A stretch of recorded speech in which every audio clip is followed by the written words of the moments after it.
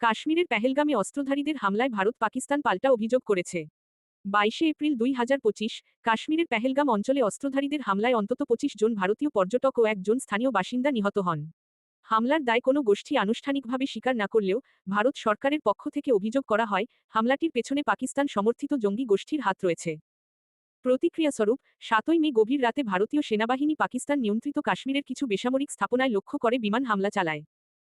পাকিস্তানের inter services public relations ISPR তথা আন্তঃবাহিনী জনসংযোগ পরিদপ্তরের আইএসপিআর মহাপরিচালক লেফটেন্যান্ট জেনারেল আহমেদ শরীফ চৌধুরী এই হামলাকে কাপুরুষোচিত ও আন্তর্জাতিক আইন লঙ্ঘনকারী বলে আখ্যায়িত করেন এবং জানান এতে অন্তত 8 জন নিহত হয়েছেন।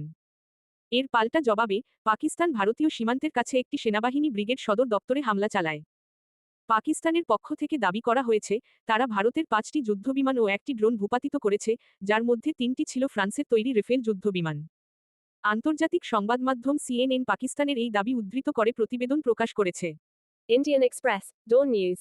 ISPR press release. CNN International. থেকে তথ্য সংগ্রহ করা হয়েছে।